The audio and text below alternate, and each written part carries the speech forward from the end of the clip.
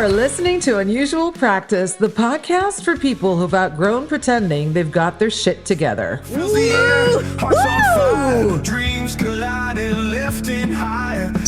the like button. 3, 2, 1. You know that feeling when you wake up, scroll through your phone, and realize everyone's posting the same inspirational crap quote with the same sunset background? That's no coincidence, honey. That's conformity in high definition. Damn you! If you've ever wondered why society rewards the sheep and silences the wolves, well, congratulations, you are waking up. Huh? And not just to that damn alarm clock.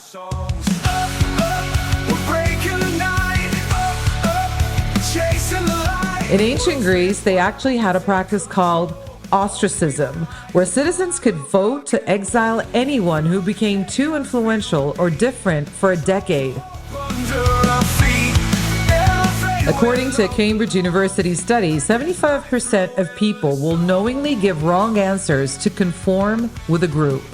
3 out of 4 humans would rather be accepted than be right. And we wonder why progress is so damn difficult? Not giving a shit isn't laziness. It's liberation. It's Oscar Wilde writing from prison that disobedience, in the eyes of anyone who has read history, is man's original virtue.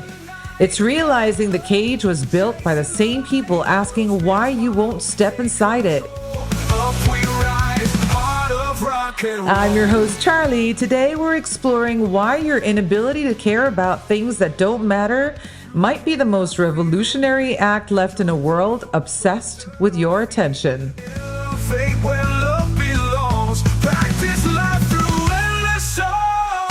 Like, comment, and subscribe.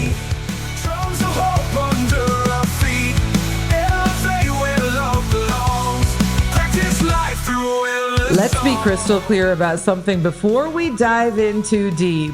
Not giving a shit isn't nihilism wrapped in a hoodie. It's clarity in a world designed to confuse you.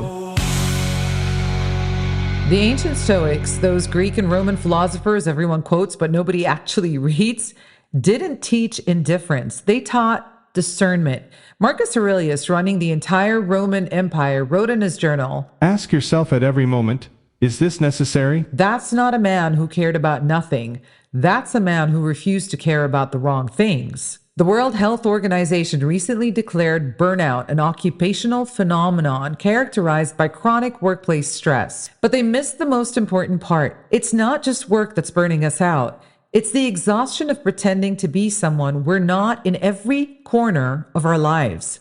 Think about it. We've created a society where people take medication just to tolerate the lives they've constructed to impress people they don't even like. Il est plus difficile de changer ce qui se trouve à l'extérieur que ce qui se trouve à l'intérieur. Anthropologist David Graeber put it before he died, we've built an economy of bullshit jobs, positions that even the people doing them believe should not even exist. Consider the case of Miran Aliskov, former CEO of a Fortune 500 company in Switzerland, who in 2019 dropped everything to become a goat farmer in rural Bulgaria. In his first interview after the switch, he said something so simple it actually shook me. I spent 20 years saying, just a little more, before I realized there's no more that would ever be enough. The chronic overachiever is society's most celebrated mental illness.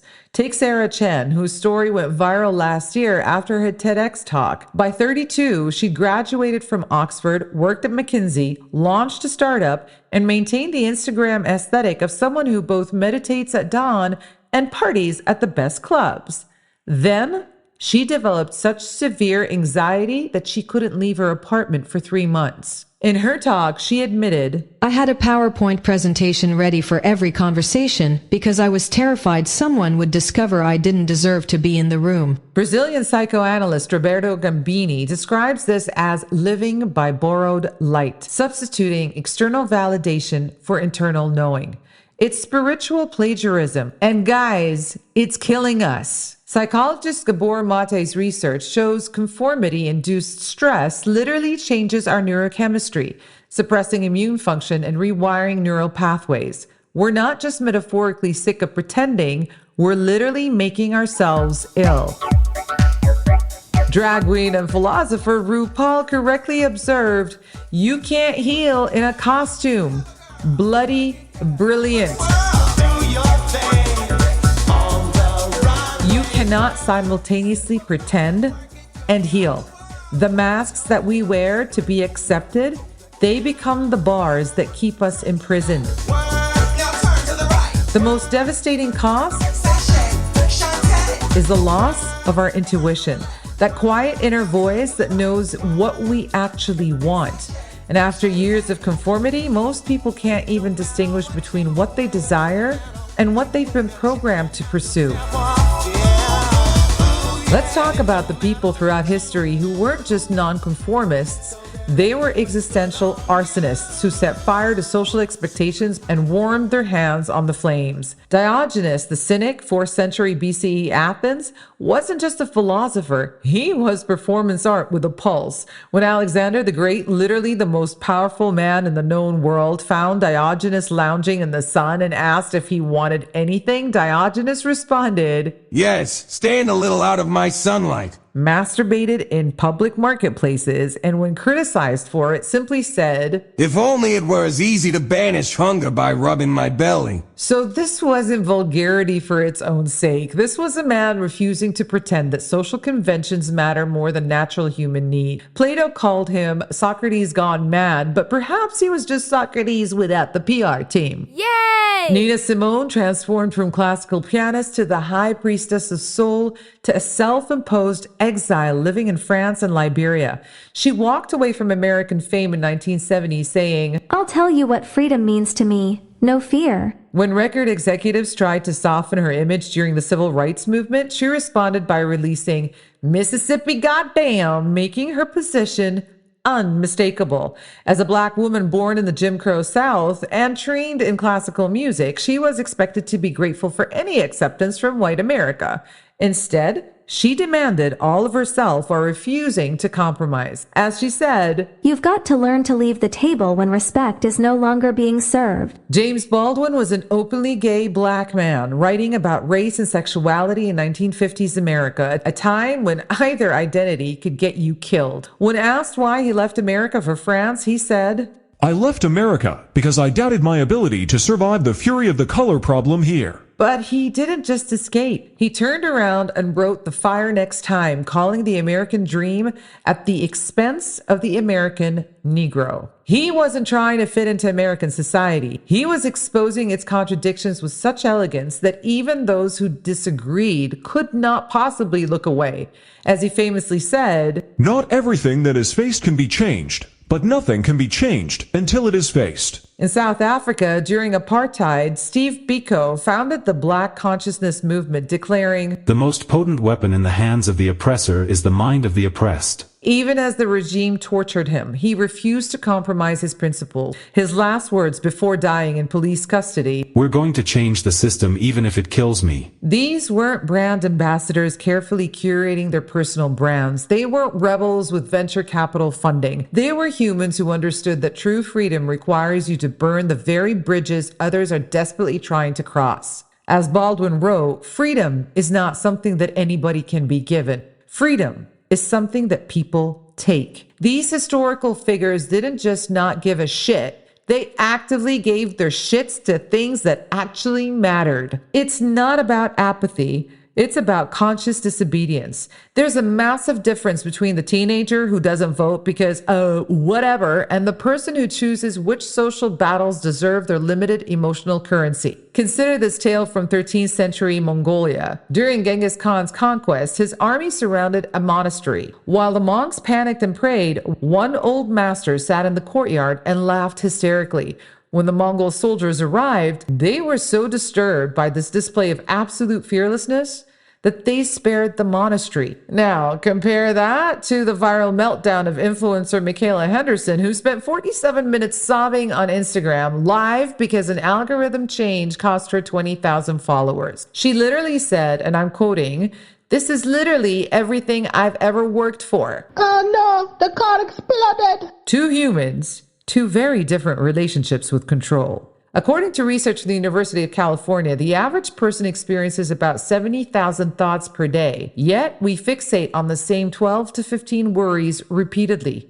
We're using premium mental real estate to house discounted furniture. Not giving a shit isn't about checking out. It's about checking in with what actually deserves your attention. Amor, tengo la puerta abierta hace media hora, me voy a bañar. So now let's talk about how conformity has evolved from public stonings to subtle psychological warfare. Take the algorithm of approval, for example. We live in history's most sophisticated conformity machine. The average Briton checks their phone 58 times daily, according to Ofcom research. Not because they need information, but because they need verification. Social media platforms have weaponized your need for belonging with such precision that 16th century witch hunters would actually be impressed. These platforms are not free. You pay with your own authenticity. Every notification is a tiny Pavlovian bell training you to dance for treats. Neuropsychologist Sam Harris put it, "Our phones are slot machines we keep in our pockets. Except the jackpot isn't money. It's the momentary relief that you're acceptable." Look at the research from MIT's Media Lab showing that false news stories are 70% more likely to be retweeted than true ones. Why?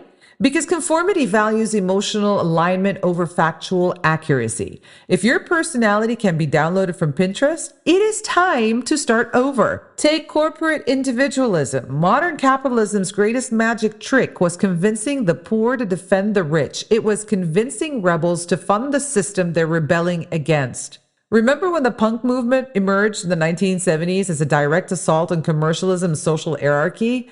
Malcolm McLaren, who managed the Sex Pistols, once said punk was about chaos against order. Fast forward to 2023, where Zara sold distressed punk t-shirts for $29.99 made by workers earning pennies in Bangladesh. The African concept of Ubuntu, I am because we are, has been perverted into I am what I purchase.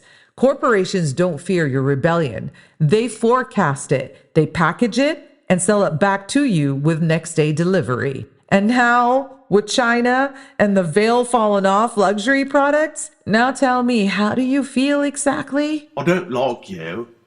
I don't like you at all. In the Soviet Union, conformity was enforced through fear. In the West, it's enforced through FOMO. Both systems produced excellent sheep.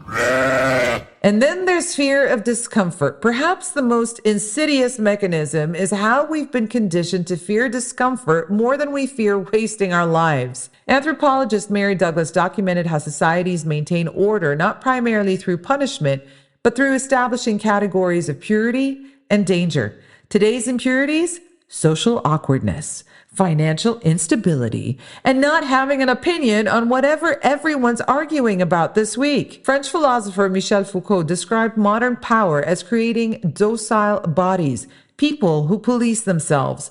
We've internalized the guards. When was the last time you avoided saying something true because it might create tension? Ha! There, my friend, is your prison. And mine. Comedian George Carlin brilliantly observed, "They don't want well-informed, well-educated people capable of critical thinking. They want obedient workers just smart enough to run the machines and just dumb enough to passively accept all these increasingly shittier jobs." The most effective chains aren't the ones around your wrists. They are the ones around your desires. So let's be honest about something. Genuine nonconformity has never been more difficult or more necessary than it is right now. In a surveillance economy, privacy is rebellion.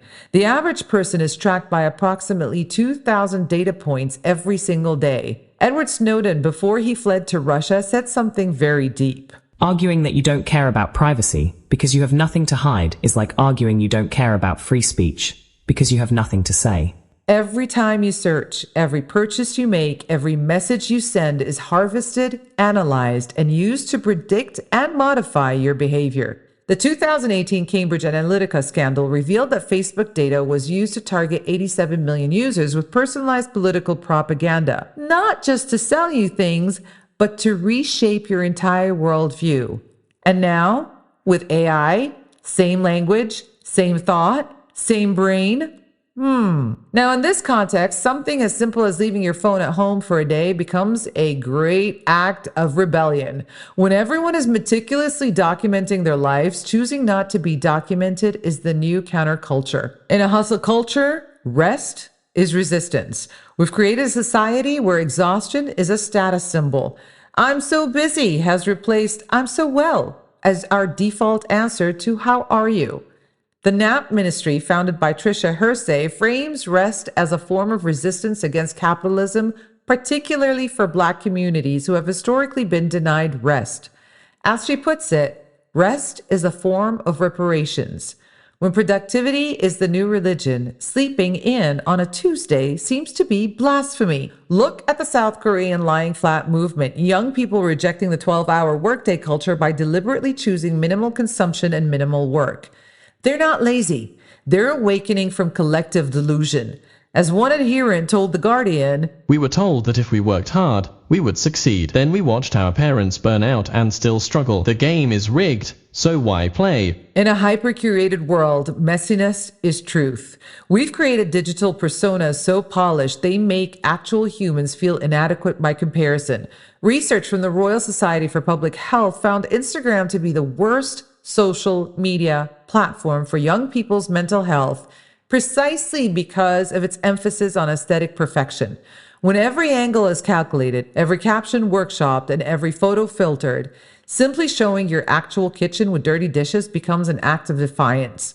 As philosopher Byung-Chul Han writes in his book, The Burnout Society, "We've created a world of positive images that denies the reality of human suffering and imperfection." Or consider Celine Berger, who abandoned her successful career as an architect in Berlin to live in rural Romania, where she creates deliberately imperfect pottery. "I was designing perfect glass towers while feeling deeply flawed inside. Now I make flawed bowls while feeling whole inside." Then there's the fascinating case of Asena O'Neill, an Australian Instagram model with over 500,000 followers who famously quit at the height of her fame, recaptioning her photos to reveal the anxiety, sponsors, and fakery behind each perfect shot. Her final post read, "This isn't real life." These aren't just quirky lifestyle choices. They're declarations of independence from systems designed to keep us insecure, consuming, and compliant.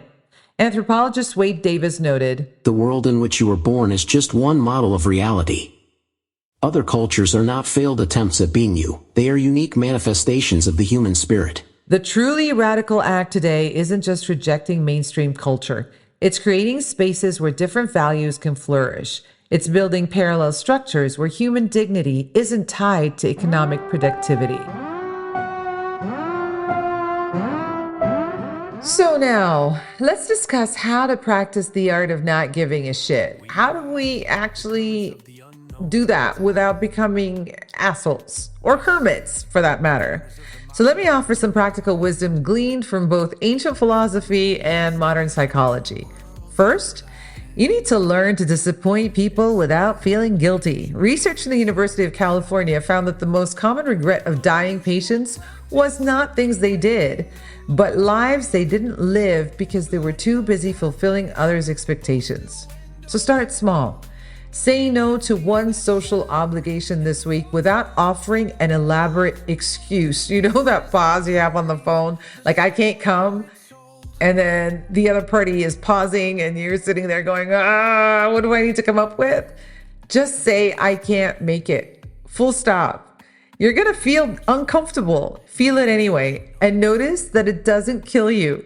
That feeling, that is your freedom growing.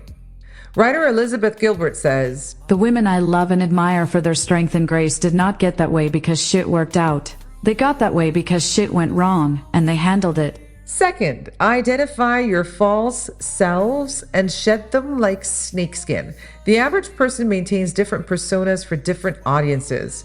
Your work self, your family self, your social media self, your podcast self, hello, and your dating self. Unusual practice, breaking the mold, lighting up pathways. This fragmentation is exhausting. Try this exercise from psychotherapist Carl Jung.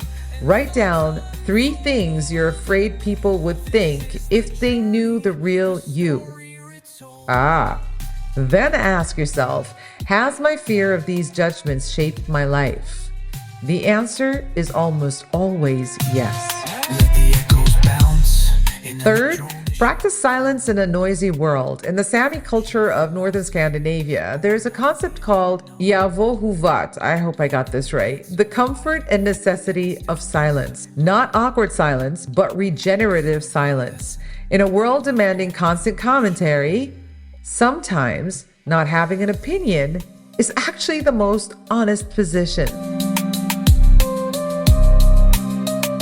Rwandan storyteller Clementine Wamaria writes about how Western culture's obsession with filling silence reflects a deep discomfort with reality. So try going 24 hours without sharing an opinion unless directly asked. Notice how much mental energy actually returns to you. Fourth, don't post everything. Don't explain everything. Mystery isn't just attractive, it's protective. The Finnish have a concept called sisu, inner determination that's kept private, not performed for others. Your strongest convictions don't need external validation. British street artist Banksy has maintained anonymity for decades while becoming one of the most influential artists alive. His work speaks. He doesn't need to. As he once wrote on a wall in London, "I can't believe you morons actually buy this shit." His art became more powerful precisely because he refused to become a personality. Finally, kill your brand if it is killing you. The modern pressure to become a personal brand is just conformity wearing a fake mustache. Humans aren't products, and your worth isn't determined by your follower count. And this was something I seriously struggled with. In order to get a podcast out there, you are... Thank you so much. ...help of social media, of influencers, of interviewers. You're going to need to piggyback on the weirdest things out there. It's a price I'm going to have to pay, but I can count on you guys to help me out. You can actually download and share this podcast, and maybe we can all work together on this. Swedish climate activist Greta Thunberg didn't set out to build a brand. She simply refused to participate in a system she found morally bankrupt. Her power comes from her willingness to be disliked, not from carefully maintaining a likable image. Perhaps wisdom starts with admitting we do not know, or we're not sure, or we might be wrong. I'm not suggesting you quit your job tomorrow or throw your phone in the sea, as I did, by the way. I'm suggesting something more sustainable. Yes, I did that, okay? I did that. I was fed up. I actually ended up having to have 4 phones. 4 mobile phones. Who the hell carries 4 mobile phones? Well, me, because I was swamped with the stupidity of believing that if I carry 4 mobile phones and I respond to 4 different phone calls in the same damn minute, my business will grow a lot faster. Retarded. Yes, thank you. That was I. And that got me to crash and burn. So, going back to not suggesting that you quit your job or throwing your phone in the sea, what I am suggesting, however, is something a bit more sustainable. Develop a healthy skepticism about any system that profits from your self-doubt. Create friction against the frictionless paths laid out for you. The art of not giving a shit isn't about becoming detached from everything. This is so false. It's just about becoming fiercely attached to what actually matters to you, not to your algorithm, not to your insecurities, not to corporations selling solutions to problems that they actually created. Philosopher Bertrand Russell brilliantly concluded, "The whole problem with the world is that fools and fanatics are always so certain of themselves, and wiser people so full of doubts." Perhaps the wisest position is to hold everything, including these words I'm sharing now, with open hands rather than clenched fists. Not giving a shit isn't the destination. It's the beginning of giving much better shits about things that actually deserve them. So we've made it to the end, and if you're still with me, you're either deeply irritated or feeling strangely liberated right now. Come on, admit it to yourself. Either way, congratulations, you've just experienced what happens when someone stops performing and starts speaking.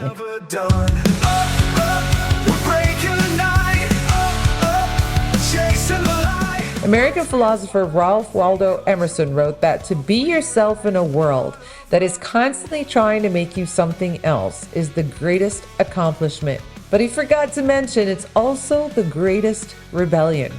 You were born a question mark, not an answer key. Think about that.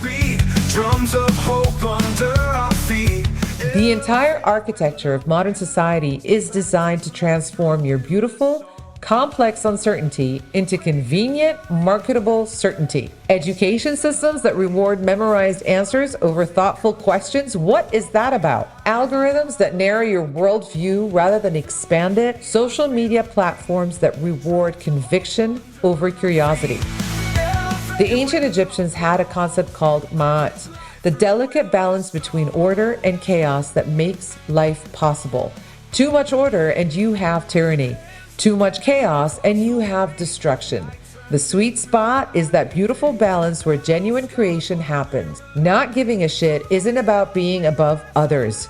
It's about being beneath no one, not even your own expectations. The expectations you've internalized are often just social control wearing a very convincing mask. So here's my utterly non-algorithmic, completely unmarketable call to action. Try going 24 hours without performing.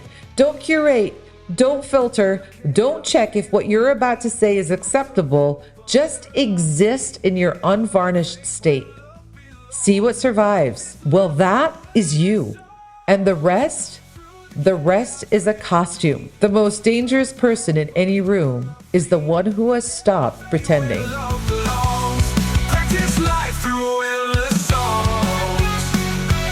And that was Unusual Practice. I'm your buddy Charlie, talking into the void so that you do not have to. Until next time, keep your mind open and your bullshit detector charged. Mom, somebody just followed me.